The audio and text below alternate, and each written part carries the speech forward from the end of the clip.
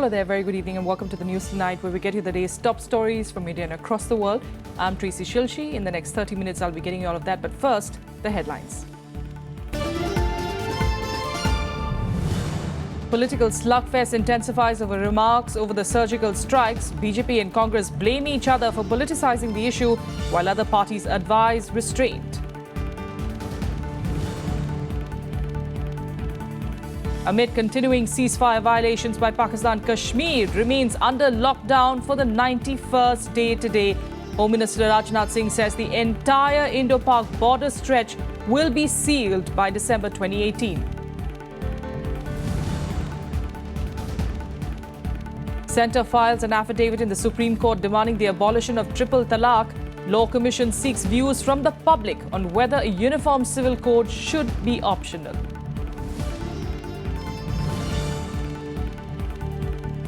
And Nobel Peace Prize awarded to Colombian President Juan Manuel Santos. Award committee commends Santos for his resolute efforts to end the country's 50-year-long civil war.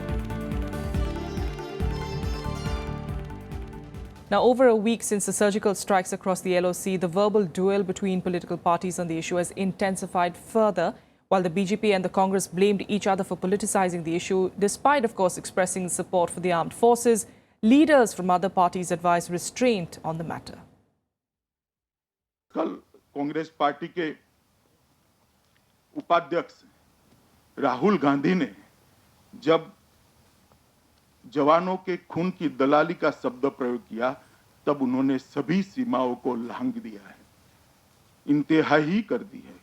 मैं मानता हूं कि राहुल गांधी का इस शब्द प्रयोग इस सेना की वीरता का अपमान है, देश की 125 करोड़ जनता का अपमान है। Responding to the remarks made by Rahul Gandhi at a public rally on Thursday, the BJP president accused the Congress of playing politics on the issue of surgical strikes across the LOC.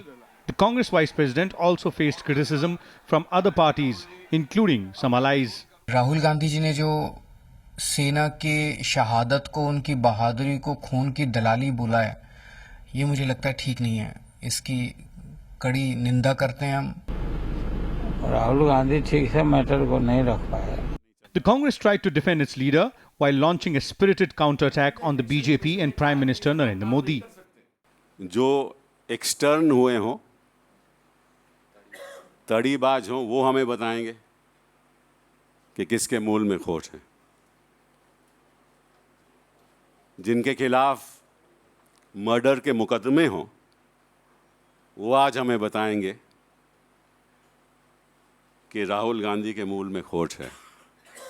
कुर्बानी की घड़ी में उनकी शहादत पर गौरव करने और उनका दुख बांटने की बजाय सम्मान समारोह गोवा से और आगरा तक उन्हें फुर्सत है, पर किसी शहीद के घर जाने की ना प्रधानमंत्री ना रक्षा मंत्री को फुर्सत है। Indian forces conducted surgical strikes across the LOC in Jammu and Kashmir last week to neutralize terrorist groups. Since then, several controversial statements from both the ruling party and the opposition have fired a verbal duel between the both sides. With Pranav Goswami, Vishal Dahiya, Rajya Sabha TV, Delhi. And amid the rising tensions between India and Pakistan, Union Home Minister Rajnath Singh has announced that India will seal the entire border with Pakistan by December 2018. He also said that a proper monitoring mechanism would be in place at the central and state government levels for the same. Singh said this after his meeting to review security with home ministers and senior officials of the 4 states that share their border with Pakistan. The review meet was attended by Rajasthan Chief Minister Vasundhara Raje, Deputy Chief Minister of Punjab Sukhbir Singh Badal, Gujarat's Minister of State for Home Pradeep Singh Jadeja and Jammu and Kashmir Chief Secretary Brij Raj Sharma. The Union Home Minister will also tour the border areas of Rajasthan and visit outposts to assess the situation along the Indo-Pak border there. दिसंबर 2018 तक भारत-पाक सीमा को पूरी तरह से seal करने का जो फैसला हम लोगों ने किया है, इस लक्ष्य को हासिल करने के लिए जो भी एक्शन प्लान तैयार किया है, वो एक्शन प्लान पूरी तरह से टाइम बाउंड है और जो भी इस एक्शन प्लान को हम इंप्लीमेंट करेंगे तो इसकी प्रॉपर मॉनिटरिंग होगी, पीरियोडिकल भी होगी, मंथली भी होगी, क्वार्टरली भी होगी। And besides those border concerns, 3 months on, the situation in the Kashmir Valley refuses to calm down. The valley remained shut for the 91st day on Friday as offices and business establishments and educational institutions stayed closed. With schools and colleges being shut for 3 months now, the education of the state's children is the biggest civilian concern. Kashmir remained under lockdown for the 91st day on Friday. The valley is in the middle of one of its worst unrests, which started in July following the death of Hizbul Mujahideen terrorist Burhan Wani. More than 80 civilians have died and thousands have been injured in these 3 months. Security and police personnel dressed in riot gear is a common sight in the valley, where roads stay largely deserted. Schools, markets and offices have remained shut for 3 months. Education is perhaps the worst hit. 3 महीने से घर में बैठे हमारी पढ़ाई पूरी तरह से मुतासिर हुई है। हमारा सिलेबस पूरा इनकम्प्लीट है, ज़्यादातर के प्रैक्टिकल जो हमने अभी मार्च से देखे भी नहीं थी। और मैंने इन 3 महीनों में कुछ नहीं पढ़ा है क्योंकि हम घर से बाहर नहीं निकलते। बहुत ख़राब है यहाँ के माहौल भी और इसलिए हम बाहर कैसे निकल सकते हैं, हम एग्ज़ाम नहीं दे सकते। Worried parents are now urging the government to restore normalcy as soon as possible. जो बच्चे कल तक किताबें लेके चल रहे थे तो आज वो घर में बैठे हैं, उनको अब वहम गुमान भी नहीं है, किताबों की तरह उनका ध्यान भी नहीं जाता है। बाहर से जब देखते हैं कहीं पे टायर गैस शेलिंग, कहीं पे गोलियां, कहीं पे पैलेट गन्स, बच्चे भी उकता जाते हैं कि आखिर वजह क्या है। ये डिप्रेशन तो उनको किसी भी हालत में हो जाएगा, लेकिन इस डिप्रेशन को दूर करना पड़ेगा, गवर्नमेंट को सोचना पड़ेगा, जल्दी से सोचना पड़ेगा कि क्या करना है। Separatists have repeatedly extended their shutdown call, keeping normal life in the valley paralyzed, even as they accuse the security forces of using excessive force. Even though curfew is not in place, restrictions on the assembly of people under Section 144 continues. Bureau Report, Rajya Sabha TV. The National Investigation Agency, meanwhile, has registered a case to probe the terror attack on an army installation in Jammu and Kashmir's Kupwara district. An NIA team was at the spot taking over the evidence collected by the army. NIA would also be securing DNA samples of the 3 terrorists killed in the attack. The army has also handed over 3 GPS devices, mobile phones, map and matrix sheets used for sending coded messages that were recovered from the killed terrorists. 3 of those terrorists were killed after nearly a 5-hour gun battle with the troops at North Kashmir's Langate area of Kupwara on Thursday. Now, having failed consistently to internationalize the Kashmir issue, Pakistan now seems to be working on a different track by trying to link peace in Afghanistan with the situation in Kashmir. Pakistan Prime Minister Special Envoy Mushahid Hussain Saeed claimed in Washington that the world cannot compartmentalize peace, stating that there cannot be peace in Kabul and not Kashmir. He claimed that people of South Asia cannot be left hostage to hostility of the past. The Pakistani effort seems to hold out a threat to the entire South Asian region, and the effort comes in the wake of as many as 5 countries pulling out of the SAARC summit in Islamabad recently. The US, however, categorically stated that it will work with countries in the region to eliminate safe havens of terrorists that also pose a threat to India. But while calling for a meaningful Indo-Pak dialogue to address differences, including the Kashmir issue, State Department spokesperson John Kirby refrained from commenting on a bill in the Congress that calls on America to declare Pakistan a terrorist state. In another development, the Pakistani army said that all communication channels with the Indian military, including the hotline, are open. Director General of the Inter-Services Public Relations, Lieutenant General Asim Bajwa, said contacts between Pakistani and Indian armies are being maintained. He also confirmed that the Director Generals of Military Operations had talked over the phone after the cross-LOC firing. In other news, on a day when the central government filed an affidavit opposing the practice of triple talaq and demanding its abolition in the Supreme Court, the Law Commission sought the response of the public on the sensitive issue. The law panel clarified that its intention behind seeking public views on revising and reforming family laws is to address social injustice. It said the government wants to address discrimination against vulnerable groups and harmonize various cultural practices. Its questionnaire asks people to state whether they felt the existing personal laws and customary practices needed codification. It has sought answers on 16 queries, including whether the practice of triple talaq be abolished, retained, or in fact retained with suitable amendments, and whether a uniform civil code should be optional.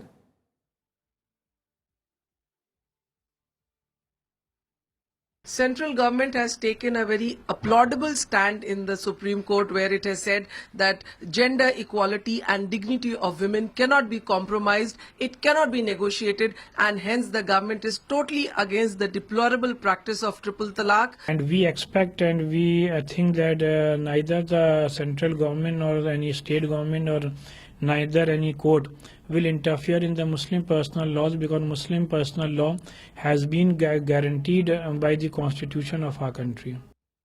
It's been 2 weeks since Tamil Nadu Chief Minister J. Jayalalitha was hospitalized, and Governor Vidyasagar Rao called 2 senior ministers and the Chief Secretary to discuss the day-to-day administration and affairs of the government. Jayalalitha's trusted aide, Finance Minister O. Pannirselvam, and his cabinet colleague E.K. Palaniswamy met the governor, who in fact had also visited Apollo Hospital, where the CM is admitted since the 22nd of September after she complained of fever and dehydration. The governor also inquired about the arrangements made for information to be presented at the high-level technical committee on the Kaveri issue constituted by the centre. The Apollo Hospital has said, in fact on Thursday had said that the 68-year-old CM's health continues to improve, although she requires a longer stay at the hospital.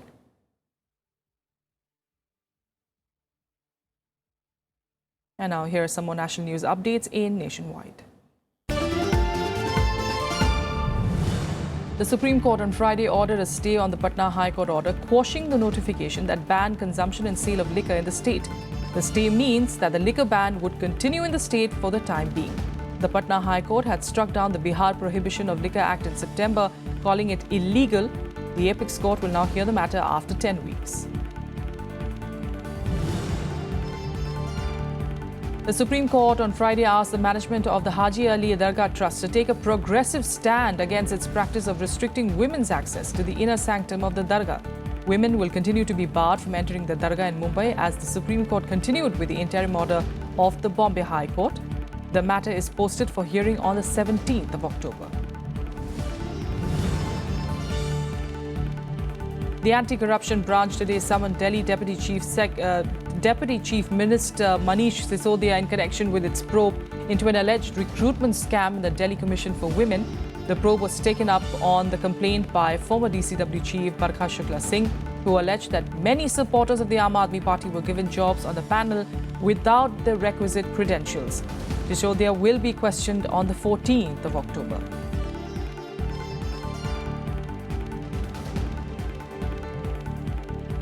With a quick break here, we'll be back with the international news in a bit. Stay with us.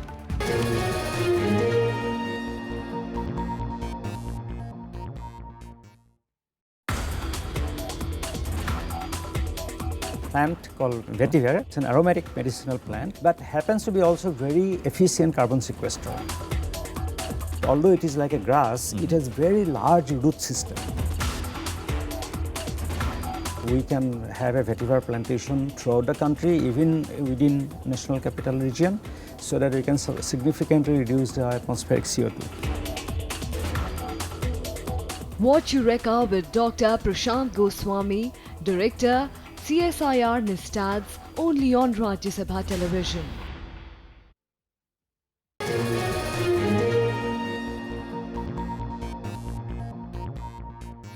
Welcome back. Let's get you some international news now. And the 2016 Nobel Peace Prize has been awarded to Colombian President Juan Manuel Santos in recognition of his efforts to end the 5-decade-long war in his country. However, this comes despite a shock referendum defeat for a proposed peace deal that Santos had reached last month with FARC chief Rodrigo Londono after nearly 4 years of talks.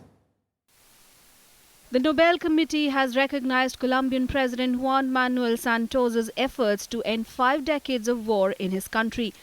He has been awarded this year's Nobel Peace Prize. The Norwegian Nobel Committee has decided to award the Nobel Peace Prize for 2016 to Colombian President Juan Manuel Santos for his resolute efforts to bring the country's more than 50-year-long civil war to an end, a war that has cost the lives of at least 220,000 Colombians and displaced close to 6 million people. The award should also be seen as a tribute to the Colombian people who, despite great hardships and abuses, have not given up hope of a just peace, and to all the parties who have contributed to this peace process. The announcement on Friday comes less than a week after Colombians voted no to the agreement signed between the Marxist rebels and the country's government. Despite the vote, however, Santos has promised to revive the peace plan, which was believed to be too lenient on the FARC guerrillas. The outcome of the vote was not what President Santos wanted. A narrow majority of the over 13 million Colombians who cast their ballots said no to the accord. This result has created great uncertainty as to the future of Colombia. There is a real danger that the peace process will come to a halt and that civil war will flare up again.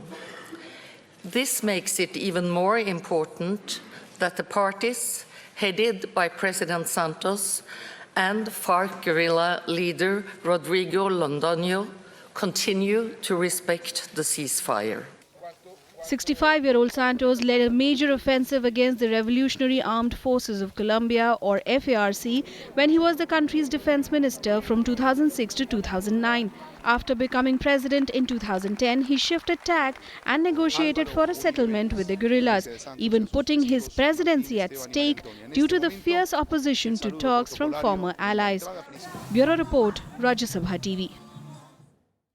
Deadly Caribbean storm Hurricane Matthew hit northern Florida today after largely sparing South Florida yesterday. This is the first major hurricane on record to strike Central Florida's east coast.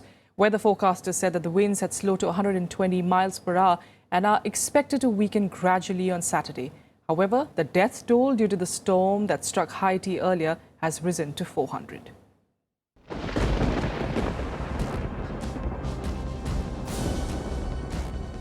Hurricane Matthew has made landfall in Florida, bringing with it heavy rainfall and high-speed winds, leaving thousands of people without electricity. According to the U.S. National Hurricane Center, the storm is the most powerful to strike northeast Florida in over a century. Thankfully, though, for the people living there, the storm slowed down from a Category 4 to a Category 3, lessening its potential impact. About 600,000 homes are without power. The number is going to fluctuate, but some utility companies have already told me they are already restoring power in Miami and Palm Beach counties.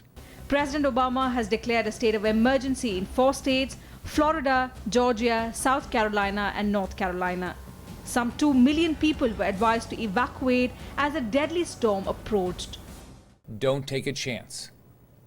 A small movement could mean a lot. That's why we have to prepare for a direct hit. So again, if you need to evacuate and you haven't, evacuate. This storm will kill you. Time is running out. We don't have that much time left. The storm pounded the Bahamas and Cuba on Thursday before reaching the United States, after having wreaked havoc and a humanitarian crisis in Haiti. In Haiti, where Matthew devastated coastal villages and towns, the death toll has crossed 300. Most of the fatalities were in towns and fishing villages, with more than 30,000 homes destroyed. Phone coverage and electricity have been hit badly, and residents are soon running out of food and water. Par rapport à la visite que nous faisons au niveau centre-abri, nous avons un problème de l'eau, nous ne sommes pas capables de répondre avec exigence, manger pour nous manger, et l'autre problème qui est associé par rapport avec côté hébergé.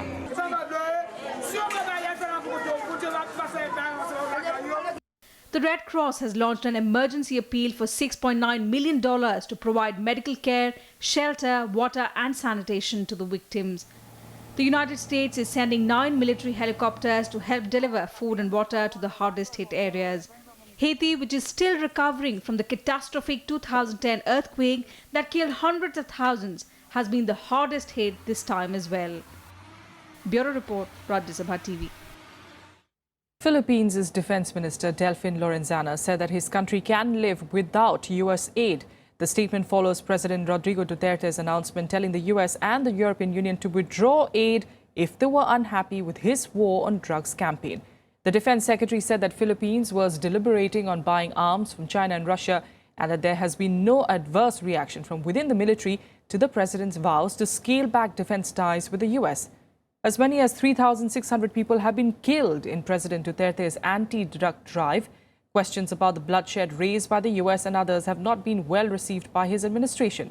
Lorenzana said that he believed Duterte's objective was to diversify Philippines' foreign ties and cut dependency on a former colonial ruler. The president's trying to develop a relationship with the United States that is not too dependent.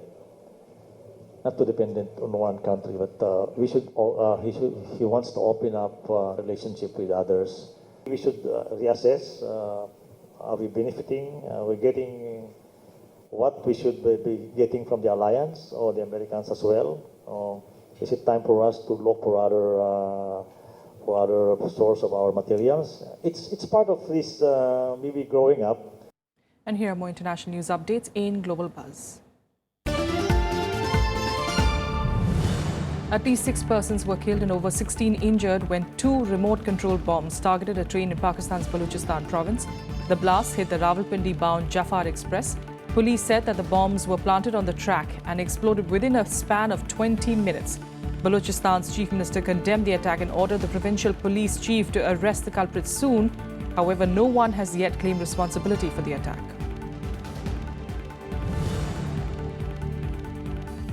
Malaysian authorities say that a piece of wing debris found in Mauritius is from MH370. The composite debris recovered from the island nation in May is the latest fragment found along the western Indian Ocean shorelines linked to the ill-fated aircraft. The Boeing 777 disappeared on its way from Kuala Lumpur to Beijing on the 8th of March 2014, carrying 239 passengers and crew members. Pakistan on Thursday passed the anti-honor killing and anti-rape bills. The bills moved by the Pakistan People's Party Senator Faratullah Babar were approved unanimously by a joint session of Parliament. The legislation on honor killings will introduce strict punishment for convicts, making it tougher than the ordinary murder cases. Under the new law, relatives of the victim would only be able to pardon the killer if he is sentenced to capital punishment. However, the culprit would still face a mandatory life sentence of 12.5 years. Finland today said that it took seriously 2 suspected violations of its airspace by Russian aircraft in which it scrambled jets to identify Su-27 fighters over the Baltic Sea. The incidents on Thursday took place as Finland and the US prepared to sign an agreement of closer defense collaboration and followed a string of similar breaches which Finland has accused Russia of since the Ukraine crisis erupted in 2014. Some cricket news now, and in a big blow to the BCCI, the Supreme Court has stopped it from releasing funds to state associations, postponing its hearing till the 17th of October on the BCCI versus the Lodha Committee matter. The Supreme Court also said that the state cricket bodies will not disperse the funds already given to them without passing a resolution to implement the Supreme Court ordered ordered reforms. In fact, the Apex Court has also asked BCCI President Anurag Thakur to file an affidavit stating whether he asked the ECCI to say that implementation of the SC ordered reforms would lead to the BCCI being disqualified. In response, BCCI said that they were not running away from reforms, but there were certain technical and legal issues that need to be addressed. The BCCI has already dispersed funds to 17 state units, but there are around 13 more state units yet to receive any funds. BCCI के अध्यक्ष को personal affidavit देना है court में और ये बताना है कि उन्होंने आईसीसी से ये पैरवी किया था कि नहीं, कि वो लिख के दे दे कि सुप्रीम कोर्ट का इंटरफेरेंस होने से आईसीसी से बीसीसीआई बर्खास्त हो जाएगा। ये दुर्भाग्य है कि बीसीसीआई के अध्यक्ष के खिलाफ में आज सुप्रीम कोर्ट से ऐसा आदेश पारित हुआ है। And here are more updates from the world of sports in Sports Beat. World F1 Championship leader Nico Rosberg set the fastest lap during the opening day of the practice for the Japanese Grand Prix. Rosberg drove the quickest lap in both sessions, with his best being 1 minute 32.250 seconds, just 0.07 of a second better than that of his Mercedes teammate and title rival Lewis Hamilton. Okay, thank you. England and Wales Cricket Board announced that the first ever day-night test match between England and West Indies will be held in Edgbaston. In a joint statement, the ECB hosted and in fact hosts Warwickshire County Cricket Club said that the first test of the series will be held under lights. England is now in line to become the third nation to stage a 5-day test under floodlights. A pink ball will be used with players wearing traditional whites rather than coloured clothing. The aim is, with all the floodlit matches, to encourage those who are at work during the day to attend the matches.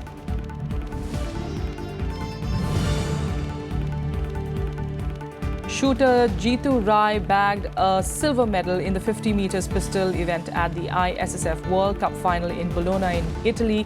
Rai secured a score of 188.8 in finals to finish behind China's Wei Pang. Rai's medal came a day after Abhinav Bindra-led National Rifle Association of India Review Committee submitted a damning 36-page report on the Rio Olympics' bad performance that was equally scathing on the shooters, coaches and the National Federation. The International Tennis Federation has denied that it tried to ban Russian tennis star Maria Sharapova for 4 years after the ruling of the Court of Arbitration for Sport, which reduced the sanction of the Russian player to 15 months. The ITF has clarified that it did not try to ban Sharapova for those 4 years, as earlier been suggested. The ITF also added that it was the responsibility of the independent tribunal and subsequently the CAS panel to determine what the appropriate sanction should be. And that's all we have for you in the news tonight from the entire team here. Good night.